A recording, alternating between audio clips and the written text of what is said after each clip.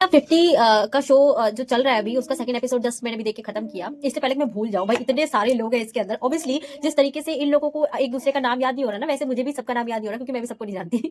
तो बात करते हैं झगड़े की। दिग्विजय और रजत दलाल के बीच में ये जो झगड़े हुए, फाइट हुआ, रजत ने जिस तरीके से दिग्विजय पे अपना हाथ उठाया, आपा खोए वो अपना। तो भाई पहले तो मैं किसी की फैन नहीं हूँ, ना मैं दिग्विजय की फैन हूँ, ना मैं रजत दलाल की फैन हूँ, ठीक है। मैं दोनों में से किसी की फैन नहीं हूँ, और शायद पसंद भी मैं दोनों को ही नहीं करती होंगी, या करती भी होंगी किसी भी चीज को लेकर। मुझे कुछ चीजों में अच्छे लगते हैं, कुछ चीजों में उतने खास नहीं लगते।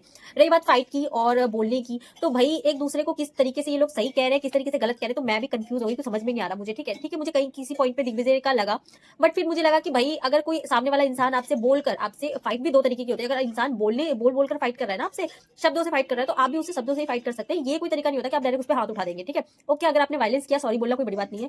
लेकिन उसके बाद जो बात मम्मी को लेके आया ना बीच में, तो भाई मुझे ये नहीं समझ में आ रहा कि मम्मी को लेके जो बात आई, तो जिस तरीके से रजत दलाल ने ये बोला कि भाई बचपन में अगर तुझे मम्मी ने पेला होता ना, तो तुझे समझ में आता बड़ों से कैसे बात करनी चाहिए। भाई पेला मतलब मीनिंग जा रहे हो, आपको बोलना तक नहीं सिखाया। अगर मदर पे चले जा रहे हो, आपको ढंग से बात करनी नहीं सिखाई। अगर आप सामने से सोच रहे हो कि अगला आपसे तमीज से बात करे, तो आप भी तो तमीज से बात करो। एक एपिसोड या एक सीन में मुझे वो ढंग से बात करते हुए नजर आते हैं। वो किसी से नहीं अच्छे से बात करते, मतलब ऑलमोस्ट हर किसी को ऐसे छोड़े होकर दिखाते हैं कि सभी पीटूंगा, लड़ूंगा, झगड़ूंगा, मारूंगा। अगर आपको मारपीट वाला ही पसंद है, तो आप जाओ बॉक्सिंग करने के लिए। आप क्यों जाते हो ऐसे शो में? आप बिग बॉस के अंदर भी जब गए थे, तो आपका टोन बिल्कुल वैसे ही रहता था, और अभी इसमें भी बिल्कुल वैसे दिख रहा है। मुझे लगता है कि अगर आपको मारपीट करना ज्यादा पसंद है ना, आपको चाहिए कि भाई मैं हमेशा उस तरीके की फाइट करूँ, तो आपको ना एथलीट वगैरह से या उस साइड में होना चाहिए।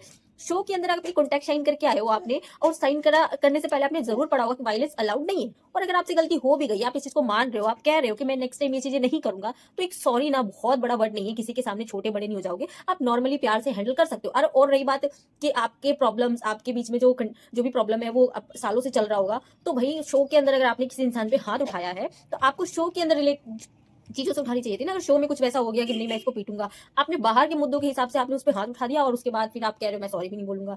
तो कहीं ना कहीं मुझे इस पूरी लड़ाई झगड़े में रजत दलाल की गलती लगी।